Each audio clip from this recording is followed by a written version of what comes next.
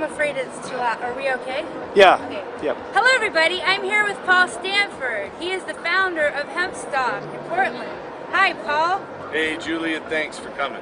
Thanks for having me.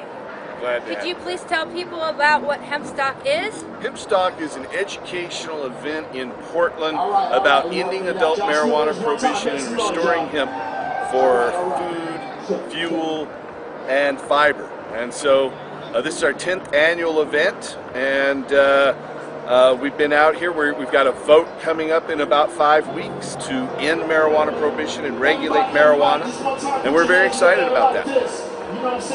Why do you feel 91 is so important? There are a lot of lives that have been destroyed in the war on drugs. Hemp is the oldest crop. It's been cultivated for more than 12,000, maybe as much as 35,000 years. It's the most productive crop. Hemp grows more fuel than any other plant by a factor of 3 to 1. Hemp produces more fiber than trees by a factor of 4 to 1. It produces more protein per land area than any other plant. It produces more medicine than any other plant, or any other combination. So they've taken the oldest crop and the most productive crop and said that one is illegal.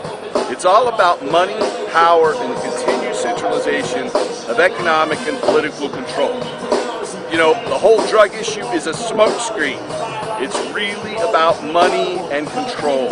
And so when we end marijuana prohibition and restore hemp to its rightful place in our economy, we'll realign our whole economic system.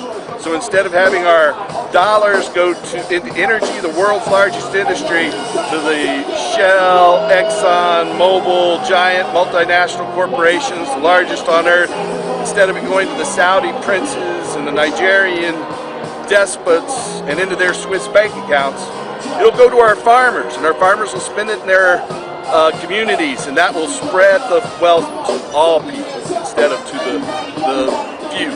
So I am a true believer that we've got to end marijuana prohibition and restore hemp. Yes. How do you feel about the measures that security took today?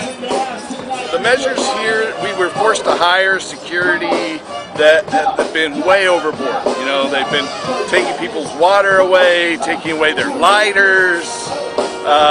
It's just been outrageous. We've been forced by the police to hire security for over $1,000 an hour for our event. 40 security people, $25 an hour. And the police are controlling them. Even though we're paying them, the police are telling them what they do. And the police are trying to stop this event, trying to make it where no one wants to come or go. And so this is all just, it's not going to work. We will prevail.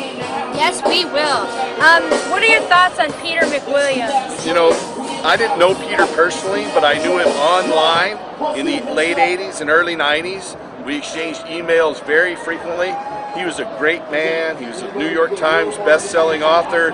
He wrote a number of books. I was really inspired by his book, Ain't Nobody's Business If You Do. Yes. But he had a lot of books about helping yourself and helping each other, and he was a positive force for change in this world. Unfortunately, a federal judge in Los Angeles, Rufus King, wouldn't let him use medical marijuana to treat the nausea associated with AIDS.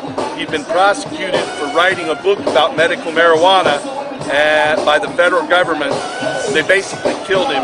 He had a bout of nausea in his bathroom and died while he was throwing up. He inhaled, and that killed him. So he was killed by the federal judicial system, another victim of the war on drugs.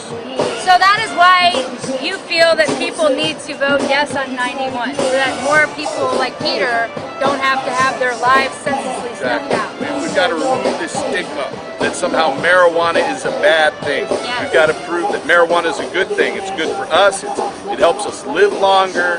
It increases longevity. It's an antioxidant, a powerful antioxidant that wipes out cancer. It cures in your And body already. Not only is it a medicine for people, it's a medicine for the whole planet. When we can grow our fuel from hemp, our fiber from hemp, we won't take petroleum out of the ground, burn it, put it in the atmosphere. We won't be cutting down, clear-cutting the world's forests for paper and building material.